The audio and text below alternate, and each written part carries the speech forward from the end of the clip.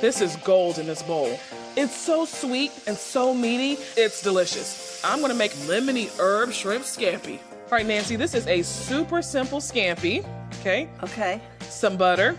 Now we're gonna add a little extra butter in this, okay? It's a scampi. You gotta get saucy. Some olive oil. Oh my God, it's gonna be so decadent. I can't wait.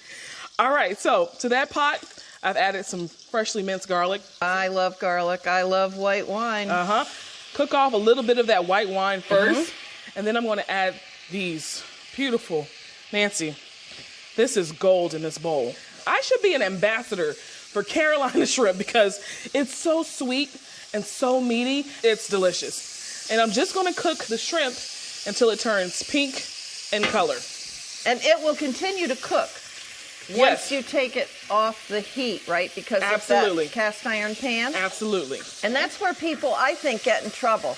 Because they cook it until it's done. They take it off. They don't put it in another container. They leave it in what they've cooked in. And by the time they get to the table, it's rubber. Yep. So Nancy, the next thing I want to do is add a little fresh herb, some red pepper in there, add that tomato, and I'm going to add a little lemon juice as well. And there's flavor. I'm going to add some fresh parsley, some fresh thyme, little crushed red pepper, and some fresh tomato. That aroma. Oh. All right, Nancy, you ready to eat? I'm ready. I was hoping you said that. Lemon-Thyme sheet pan chicken and potatoes. So I'm making a little bit of a marinade to toss the chicken in. So it's olive oil, some minced garlic, whoops, the juice of a lemon. These are juicy, juicy lemons. Oh my goodness. And then some lemon zest. I zested the lemon before I cut it in half. And then I have some fresh thyme leaves and salt, plenty of salt, and plenty of pepper. And then I'll just stir this together with a fork. Very simple. I'm using bone-in, skin-on chicken thighs, and then red potatoes that I cut in half, and sliced red onions, and then I put quite a few lemon wedges on the sheet pan, and those are gonna come into play later after it cooks in the oven. Alrighty, so this is all mixed together. It doesn't take too much, and I'm just pouring it over the chicken first to make sure it gets plenty of the juicy sauce. And then I'm just gonna use my hands to toss everything together and mix it. I don't want to leave them in sections. I want to mix it all together so the juices from the chicken will kind of coat the veggies and the onions, and it's all going to become one. So the only thing you need to be sure to do before it goes in the oven is to make sure there's plenty of space between the pieces of chicken, because if they're cramped, they won't get nice and brown. All right, let's get this gorgeous dinner in the oven. So the oven's at 425, and I'm gonna roast all of this for about 45 to 50 minutes until the skin on the chicken is gorgeous and the vegetables are done. Woo, juicy. That looks fantastic. Wow. Okay, I've got a beautiful platter. So I was gonna just kind of dump it all on here, but I think that would be a catastrophe. So I'm just gonna transfer everything to the platter. Lovely, lovely, lovely. All right, so now for the really fun part. Remember those lemon wedges? Here they are. They're now roasted lemon wedges, and watch this. Look at this. That kind of roasty lemon. So fish the lemon out of here and just squeeze any juices that it has left. You can get some of the juices on the pan and just kind of drizzle them over. You don't want to do that too much of that because there's a lot of fat there, but boy, oh boy, that looks great. And then for a finishing touch, I always like to wipe the platter because dribbles bother me. Not really. I've got some beautiful thyme leaves. and just kind of arrange it here and there and everywhere. I think thyme is one of the prettiest herbs. It's just so light and kind of slightly curly. Parsley never hurts. But didn't this turn into kind of a gorgeous dinner? It's really pretty. Beautiful. And it's so simple. It's basically chicken, potatoes, and onions, but it's all kind of what you season it with and how you cook it, and of course, how you present it. That is one beautiful sheet pan supper right there. So easy, so elegant.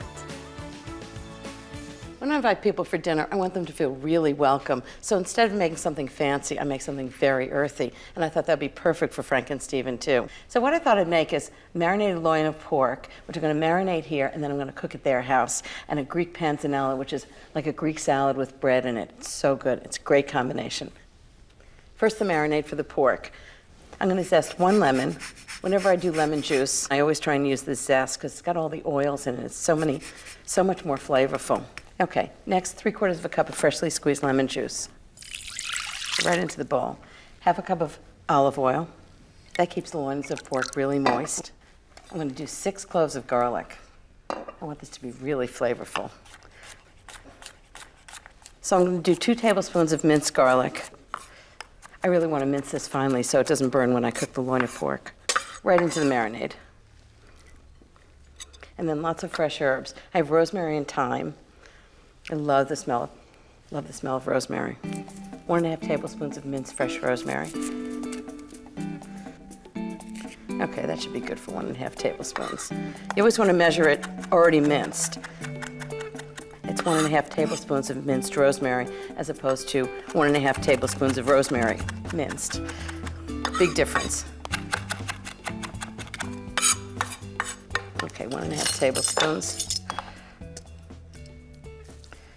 Perfect. And then thyme. I think the rosemary and thyme together are really great. Very Mediterranean. So I need 1 tablespoon of minced fresh thyme leaves.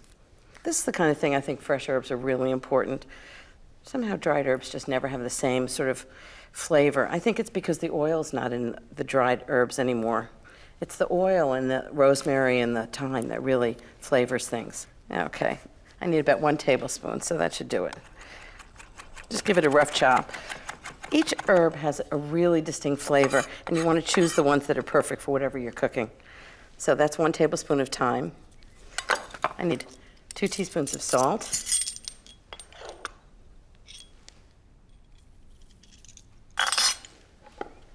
And the last thing is 2 teaspoons of good mustard. I like Dijon mustard. It has a nice sharpness to it. So I'm just going to give it a little stir. This is really just like making a vinaigrette. It just has more lemon juice in it.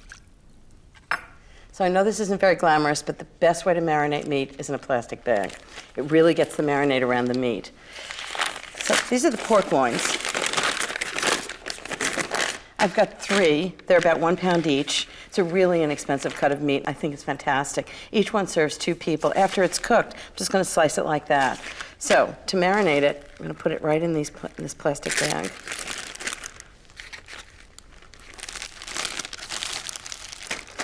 That's 1. This way, all you have to do is pour the marinade in over, and then the marinade gets all around the meat and it really gets into it. Okay, just pour it in carefully. Oop, got it. Seal the bag. Well, it's not elegant, but it really works. So I'm going to marinate it for about 3 hours. It's even better overnight, but 3 hours will do it. And with this, lots of fresh thyme, I'm going to make a beautiful flower arrangement.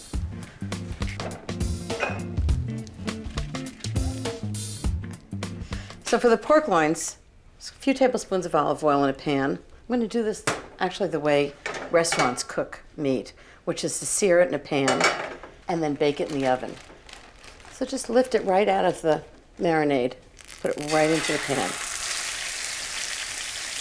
You don't want to put the marinade into the pan.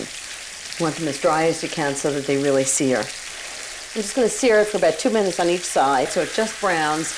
Then I'm going to put it in the oven and cook it until it's just barely pink inside. Okay, these look gorgeous and brown right now, so I'm just going to give them a turn. Ah, beautiful. Okay, 2 minutes on that side, and then into the oven in a hot oven, and they'll be perfect. A little on the edges. Okay, pork tenderloins are nice and browned, which is exactly the way I want them. Into the oven, 400 degrees for 10 minutes until it's 137 degrees, and they'll be moist and delicious. And the best pork tenderloins Frank and his guests have ever had. I hope. It's been resting for 10 minutes. And it should be nice and juicy and tender. How gorgeous does that look? Wow. So I'm just gonna put them on the board. I'll show you how I cut them. So I'm just gonna do slices like that. Very simple, it doesn't have to be fancy. That's perfectly done. Just nice and pink inside.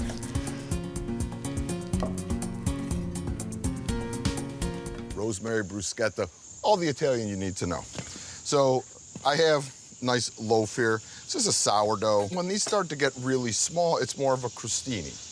So I want these to be kind of thick and rustic. To flavor this, I'm gonna brush it with rosemary as it is cooking, which is gonna add a lot of flavor to it while it is on the grill. So we're gonna do a nice tie here So you're using the rosemary as a brush? As a brush.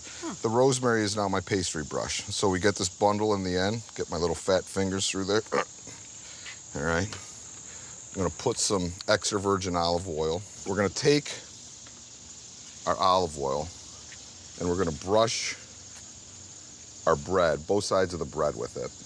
And then we're gonna go over the hot side of the grill. And I'm gonna put these over the coals to start, and you can see how fast this is gonna happen. So as it kind of chars up, when I get both sides charred, I'm gonna move it to the offset heat, and then I can put the lid down, and then in a couple minutes, we're ready to go. I'm just gonna set the brush in there, because then when I close it, it'll kind of perfume the whole thing. All right, so we close this down. This is gonna go for about 3 to 5 minutes, it's gonna be 400 degrees. Remember, crust on the outside, chewy in the center. As that is happening, we're gonna make a dressing for our arugula that we're gonna top it with. And I'm gonna put a little bit of lemon zest in there. With lemons, what is the difference when you zest it versus when you juice it? Like, isn't it the same flavor? So there is about 2 times as much flavor in the zest as the juice, and the zest is brighter than the juice. And this is gonna be a pretty acidic vinaigrette, so I'm going, you know, a whole lemon and then that olive oil. So I have some arugula. We're gonna put the arugula in the bowl. We're gonna take some of our lemon vinaigrette. Remember, when you're dressing greens like this, don't just dump the dressing on top. Take the dressing, run it around the edge of your bowl, and then what you could do is you could work the greens into the dressing, so now you get this really light dressed salad as opposed to this like sag down sad salad. So arugula is a delicate green, go around the edge of the bowl, work the dressing in. All right, oh boy. So bruschetta. Beautiful. It's still soft, but very crunchy.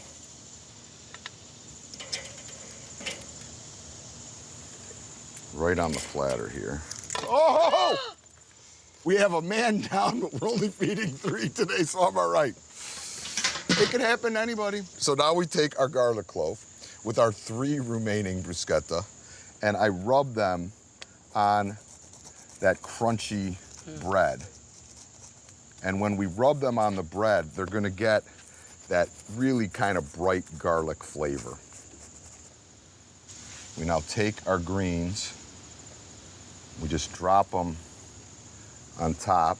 So is bruschetta just the type of like bread? Because I thought bruschetta had tomatoes on them. No, bruschetta is grilled bread, and then you could top it, then you top it.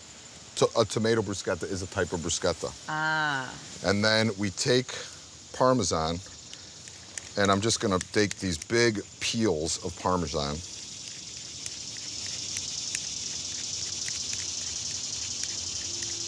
So our bruschetta is ready. And listen, it's got that nice crunch in there, So but it's just get a soft little in the olive center. oil? So yeah, I brushed them with rosemary and then grilled them, and then arugula salad with olive oil, lemon, you know, super simple. Parmesan on top. All right, let's all give this a taste and tell me what you think. All right, we're just gonna go right in. We're gonna go start right with in. This. Yeah. Okay.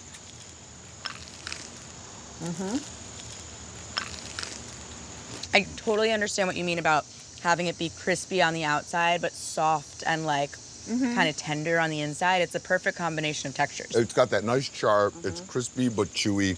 You get the pepperiness of the arugula, the saltiness of the cheese. I love Spaetzle. Why? Because it's a pasta, and anything that has to do with pasta, I dig. But this is pasta made in a different way. So the first thing we're going to start off with is about 3/4 cup of water. Okay? Then we're going to get 2 eggs. There we go.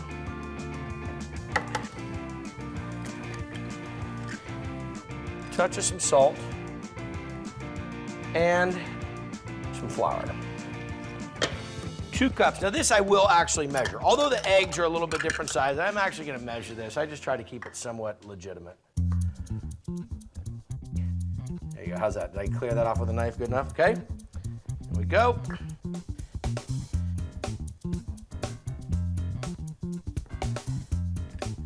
Okay. Now, here's the beginning of this. Stir this up.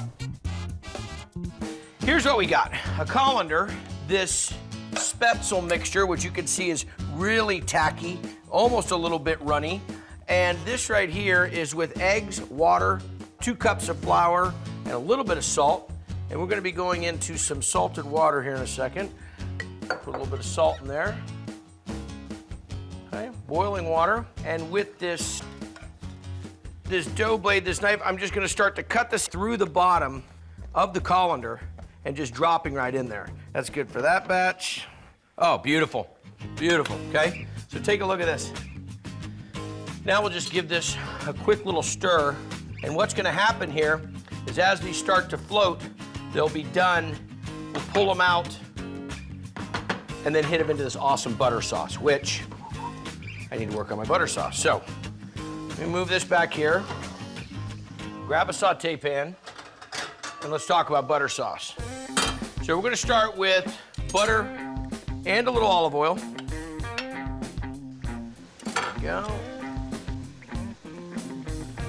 There we go. Okay, now let's grab some fresh herbs. Now what kind of herbs do we want to put in this?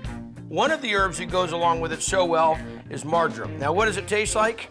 You don't use it very often. It tastes like kind of mild oregano. Get some of that in there. We'll get some chives in there. And we'll get some parsley.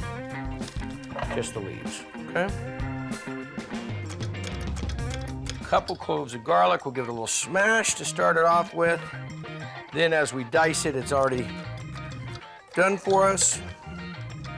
It's race for time right now to make sure that butter doesn't burn. Okay, here we go. Bring that all together. Back to the butter and the olive oil. Perfect.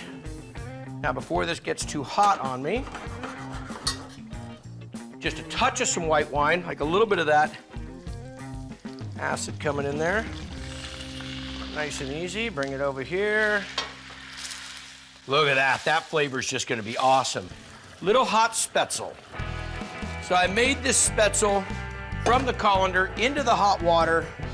Now sitting here draining it off, and I've got this fantastic herb butter that is sitting here ready to go, which I will bring right over and dump it in. Look at that. Give this a little double cook. So we've got the marjoram, the chives, the parsley, the butter, a little white wine. We'll just hit a touch of some Parmesan, salt, a little black pepper. There's some garlic in here as well. Look at that. Oh, you should smell the fresh herbs. I'm putting together a home run dish, my zucchini pizza with basil mint pesto. I do my prep inside and then amp up the flavor by taking it outside and cooking it on the grill to get a nice charred crust. It's chewy and cheesy, everything a good pie should be. To get started, I'm slicing my zucchini. I'll toss these in a little olive oil, and the olive oil will help them develop a nice golden brown char. I'll toss this to get it evenly coated. Now that my zucchini is prepped, I'll make my basil mint pesto. Pesto is such a great way to liven up any pizza. I'm gonna chop off the stems. And pesto is so easy, you just throw everything in the food processor and let it do the hard work. A half a cup of shredded Parmesan, half a cup of toasted pine nuts, which add that delicious, rich butteriness. A couple of good pinches of crushed red pepper for some heat. 4 cloves of garlic, and then the juice of half a lemon. This is the perfect hit of acid that the buttery pine nuts need. Season with salt and pepper. And then pulse this until it's crumbly. And now that it's mostly broken up, I'll drizzle in half a cup of olive oil as I continue to blend. This is so good. I love pesto smell. It's so fresh and nutty, and I can smell the Parmesan too. I'm gonna taste it to make sure all the seasoning is correct. It is so flavorful, and there's just enough Parmesan in that. This would rival any red sauce. Okay, I'm ready to put my pizzas together. I've got my pizza dough here, just using my go-to no-knead recipe. You just combine all-purpose flour, yeast, salt, and water, and then stir to form a dough, cover, and let it rise overnight. I've divided it into 2 balls, and I've got them on parchment rounds. I've dusted them with a little flour so they don't stick, and I'm gonna flatten them into 10 to 11-inch circles. This looks great. It is the size that I want. I like a slightly thicker crust. I'm ready to add my toppings. I'll start with a layer of pesto. I'm gonna add a thin layer now and then finish it after it's done cooking with another little drizzle. I'm ready for my mozzarella. Fresh mozzarella is the best. I'll tear this up and scatter it all over the pesto. This is one pretty pizza, and now I'll build another.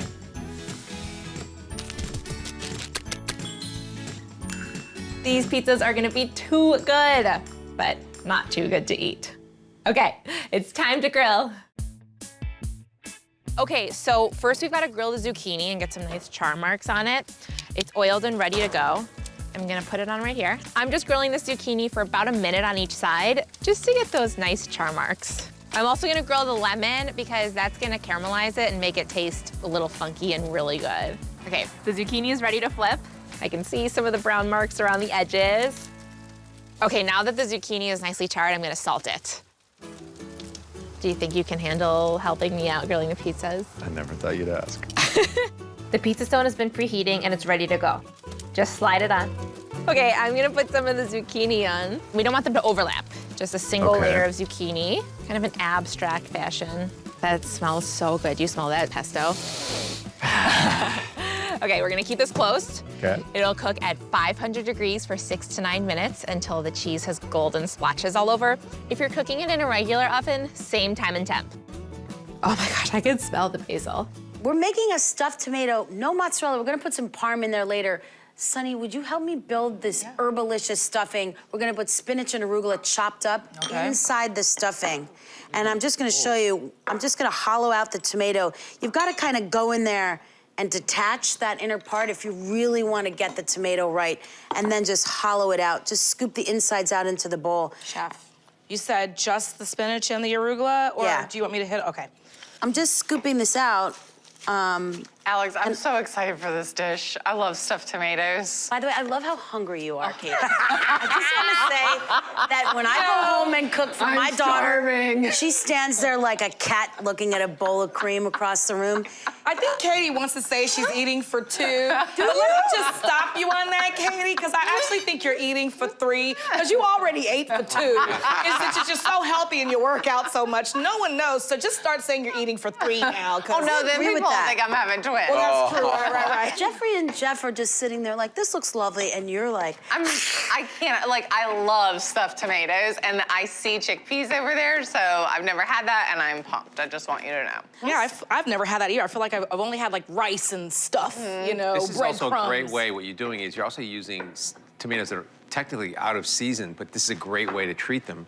Yeah. So they... She's putting honey on. Yeah. Oh. Well, so I like here's- that, to go with the tart of the tomato. Yeah, but the thing is, with stuffed vegetables, I feel like we put all the flavor in the stuffing. We don't give any attention to the actual vessel we're stuffing in. True. So I just put salt, olive oil, and honey. I'm gonna bake these in the oven for about 5-6 minutes at 375 just to get them all juicy and good. That's the vessel. We're gonna eat that. How far right? down do you want these chopped? Further? No, that looks perfect. Yeah? All right. All right, I'm gonna put these in the oven. Let's bring out what they look like. The point of roasting them here is just to get some of that water out and just kind of get them nice and tender. So to give up, right? Yeah, they do, Jeffrey. They give in. up. They give in, They Jeffrey. give up. in. Those they things give are up, too. motivated. And so with that, now we start to build the filling, which again, to kind of bolster the idea of the basil, I'm gonna just cook some scallions to give it like a little bit more of an herby note. Instead of onions, I wanted to go with an herby form of onion. Some cumin. Could you pick some basil for me? Yes, All of girl. that. Some ground cumin. Basil is the hardest to grow for me. It is? Yeah. Sorry to cut you off. I just feel like when it comes to Sorry this to cut time you when we're off. cooking all the herbs, I mean, I grow them outside and I can never get my basil right. It just starts to go to flower really fast. Okay, you know what's funny about that is I grow basil and I want it to go to flour. Same here, because it's beautiful. I mean, it turns into a plant, but then you can't eat it. Then you It just can't eat it, becomes yeah. so like Oh, I different. love the flowering flavor. basil. Did you put garlic in there? No, I put a little bit of ground ginger, actually. I like a little bit of ginger with tomato. I think that kind of also kind of tells the basil to behave. So we've got the cumin, scallions, and a little bit of ginger, which I love. And then I don't like to waste. No, that's gold. So I'm gonna just put that in there. And as this cooks, just crush these little cores of tomato. You can also chop them if you want. I kind of like them a little bit big. I just hate to waste any of that. This is nose to tail cooking with basil and tomatoes. Nose to Stem tail. to root. Okay, yeah. Now, the other thing I love is to add a little bit of, just a splash of something to make sure it's kind of bright. I cannot make a whole plate of food without putting vinegar or lemon. Need a little balance. I even put vinegar in my apple pie filling. No, And I just best. A splash of apple cider vinegar in apple pie filling is so good. So the basil, the other thing about basil is when to add it. I think it really doesn't, it takes to a tiny bit of heat, but it really doesn't need a lot. No. And so I'm gonna just literally add this at the last minute. The arugula and spinach that are expertly chopped. Oh, I might add. because I'm not an expert. I'm a home cook, baby. I know. But an expert home cook, and some chickpeas. Because if you really want to think about it, this is, it could be a side dish. It's really cute, could be a little lunch, could be something. You could just have them in the fridge for snacking, but it also is just, to me, could be a vegetarian entree. For sure. Oh, she said it. I knew you were building up to it, girlfriend. Did you feel it? Did I you like feel it. it pulsating in the Yeah, air? yeah, Is it I felt okay? And then literally, we just stuff. Okay. If you will help me, I put it right in So the you stuff. could throw in some beautiful poached shrimp in there too if you wanted to. I love you, Jeffrey. No? Well, Oh, I love what you're doing. we add a little bit of basil to start because that's kind of the star of the show here. This is our herbalicious moment with basil. And also I like it to be kind of poking over the top. And that way when we start to stuff it, right at the last minute, we're gonna add the rest of this basil and just tear it with your hands. Because chopping it with a knife and everything else, you just literally bruise it. It gets browned, it gets grumpy and discolored. And here we go. Put a tomato chunk into each tomato. Yeah, put the tomato back in. It's like, is it a crevasse? I don't know. I wanted to be fancy. I'm with an Iron Chef. And then you see you can just press. You really want to press and stuff and make sure all this goes in here. Oh, I love that you're eating it see, that's the sign of something that you're gonna make and you're gonna wanna eat, is when, as you're cooking it, That is delicious. a little bit more and then, Why are you even cooking it, girl? well, you really could just stop right here. Do you put the tops on? Is that what they're doing there? A little bit after we put the hats on. See, I get excited, You Alex. should have some like Oh, chunks sorry. of sausage in there. Yeah, well, that's where I would have gone. Why do you, yeah, you could. Sausage. You Yeah, could put seriously. spicy pork sausage in here. You And- could put and ground beef. croutons. You could put ground beef. It's very versatile, this recipe. Very versatile. So this was in the oven at 375 degrees for 12 to 15 minutes. The second time, right? The second time, right. So you've got the oven at 375 and the whole thing takes about 20 minutes. Gorge. And it really molds down as it bakes, and then a little parm. If you wanted to be vegan, you could skip Yeah, the you can cheese. get some of that. No, you can get some of that vegan cheese. Oh. It's out there. It's good. I've actually I've had and it. I really, and I'm down with it. All get out. And then, even though it's really just for show, that the hat which kind of finishes it. Excuse my hands, so you can put them on. Oh, that's so Come on. adorable, Alex. Joyous. Come on. You want to give me a few basil leaves? Let's basil it up Maybe over that, here. that basil flower you were speaking of, you could stick right in top there. I love when the basil flowers. I love the seeds and the taste of the flowers. I use just the all of flowers it. are great. Yeah, I think it's really delicious. All right, Jeffrey.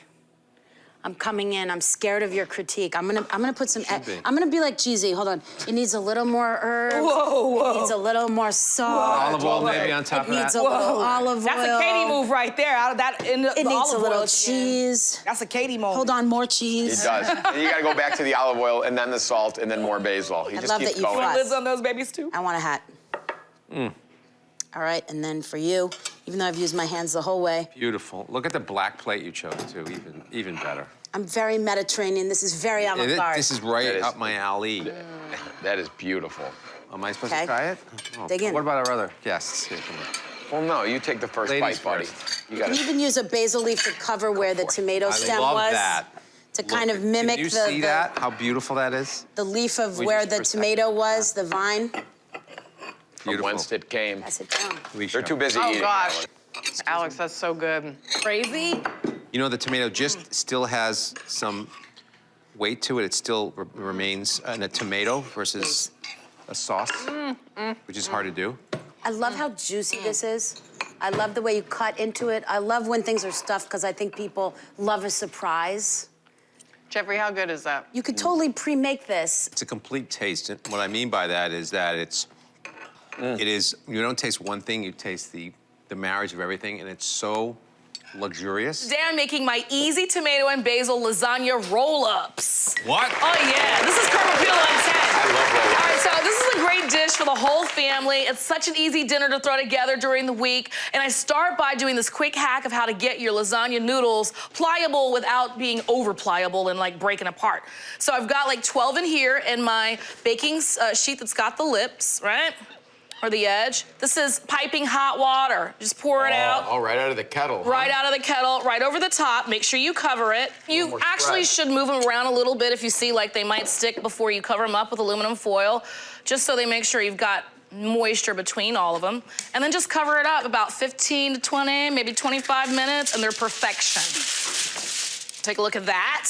And these are, wow. Are these the regular lasagna noodles? Just Not the regular. no-bake, right? Yeah, they're not the no bake or the no boil. They're just regular OG lasagna noodles. And you can see right here, nice and al dente, pliable, but not like break apart.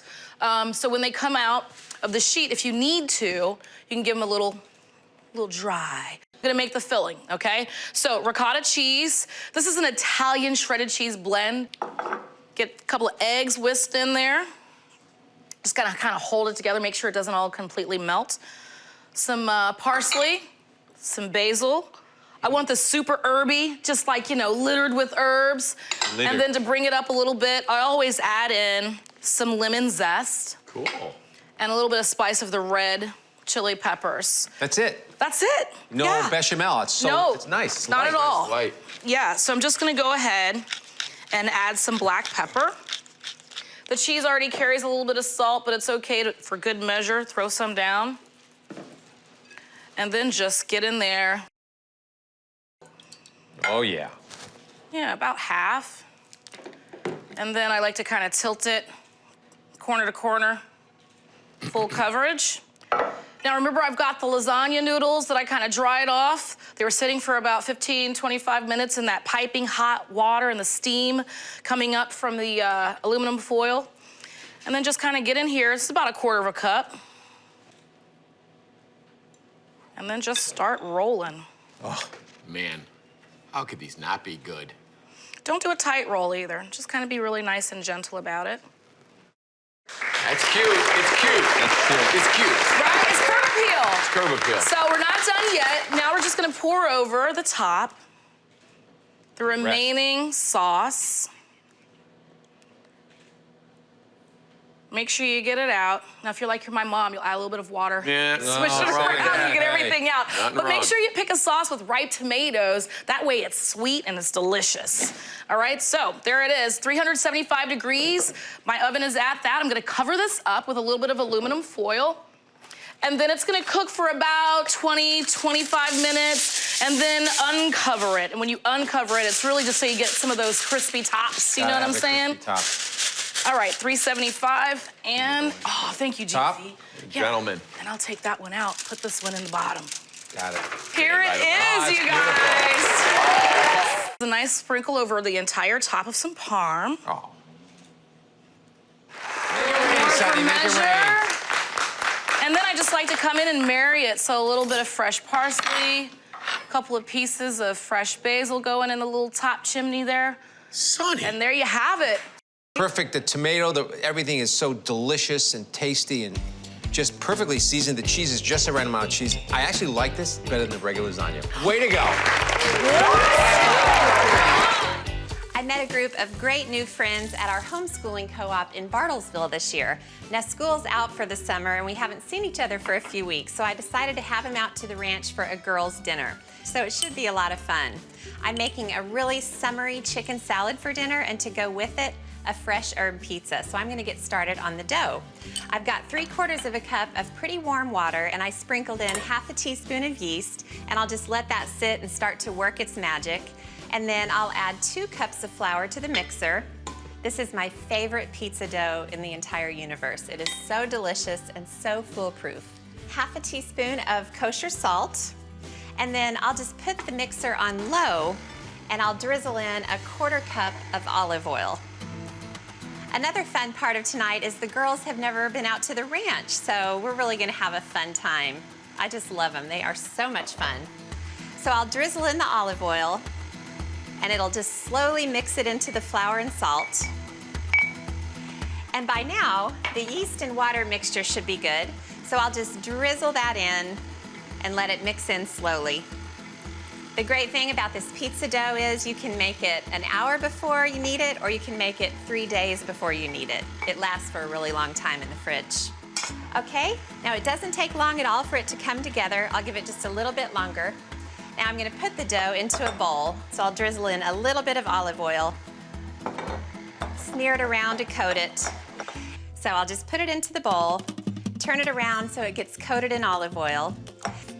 All right, the dough is all coated, and I'll just cover it up with plastic wrap. Now it just needs to rise for about an hour or so. Now the dough's been rising, and I'm just gonna roll it out. This is a really simple pizza, but it's gonna go perfectly with the chicken salad. Okay, got that all rolled out. Now I'm gonna drizzle some olive oil onto a baking sheet, and then I'll just pick up the dough. It's pretty stretchy, and that's a good thing, and I'll just plop it right on the sheet. And then I'll drizzle on a little more olive oil. This pizza doesn't have a really heavy sauce like a lot of pizzas do. I'll just smear the olive oil around, and then I'll just sprinkle on a little salt and pepper for flavor.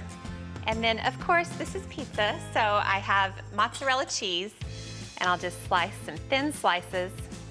You can also grate the mozzarella, but I really like the way the slices bake. They sort of spread out and get really bubbly. Okay, I'll lay the slices of cheese on and see where I am. All right, that looks good. Now I'll get the herbs ready that I'm gonna put on the pizza. I have a package of arugula. I love, love, love arugula. It's so mysterious. It's kind of spicy and peppery and lettucey all at once. And then I have some beautiful basil, and I'm just gonna leave the leaves whole, not chop them up like I normally would. And then I have some parsley just for a little extra freshness. Just tear them up so there aren't any big pieces. Okay, I think that should be good. Now I'm gonna put the pizza in the oven when the girls get here, and with that, I'm ready for this girls' night to begin. The pizza looks amazing and it smells amazing. Okay, got a big spatula. I'm just gonna put it right onto the board. I'll just put the greens all over the top. Now I'll cut this up, big old pizza cutter. Okay, now just to finish it off, I'll throw on plenty of grated Parmesan. Okay, beautiful pizza. So my assistant barber's son, Jason, is getting married, and she's giving the rehearsal dinner. Well, she was having a complete meltdown. So I said, okay, deep breath.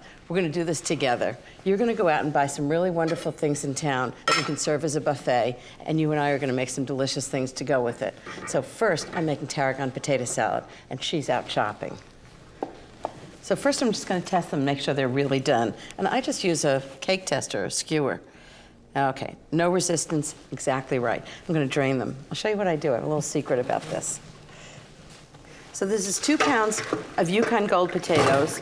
I boil these for about 15 to 30 minutes, depending on the size of the potatoes. And what I'm gonna do is I drain them and then take a nice clean kitchen towel, gotta be clean, and put it right over the top and just let them steam for about 10 minutes, and the steam gets in the potatoes and they end up perfectly cooked.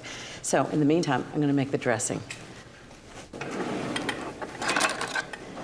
Most potato salads are so boring. They're like potatoes and mayonnaise with maybe a little salt if you're lucky. I just think they can be really flavorful.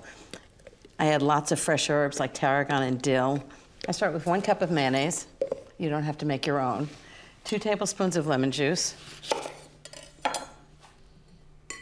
I like a little bit of acid in things like this. It just gives it an edge that really gives it lots of flavor. This is a small lemon, so it should be perfect. 2 tablespoons of tarragon vinegar. If you don't have tarragon vinegar, any good white wine vinegar is fine. Don't go out and buy a whole bottle of tarragon vinegar for 2 tablespoons. 2 teaspoons of salt. Remember, this is the dressing, and potatoes are fairly bland, so you want them to have lots of flavor. 1 teaspoon of pepper, and just give it a whisk together. And then I'm gonna add tarragon, fresh dill, red onion, scallions. It's gonna have really good flavor. So these potatoes are just cool enough to handle. I actually love to put the dressing on a potato salad while the potatoes are still warm because it really absorbs better. 2 pounds of potatoes. All done. Okay, into a bowl. And remember, you want to do this while they're still a little bit warm. This isn't the time to go answer the phone. Okay, enough dressing just to moisten it. Give it a big stir. And see, when you toss it, it breaks up a little bit. So you don't want to make them too small to start with. Okay, next, 3 tablespoons of chopped scallions, just right into the salad. 3 tablespoons of minced onions. And then some fresh herbs to give it a really fresh flavor. So I'm going to use dill and tarragon, 2 tablespoons of each one. Just give the dill a nice rough chop. I love the smell of it. Okay, 2 tablespoons of fresh tarragon. And then I'm going to put the rest of the dressing in. I think it really needs it. It's kind of my habit to put half the dressing in and then half later when I'm done. You just never know how much it's going to absorb. And I hate when it's just soggy. So give it a nice stir. The nice thing about this potato salad is it has to sit for about 30 minutes. All the flavors meld together. They get into the potatoes.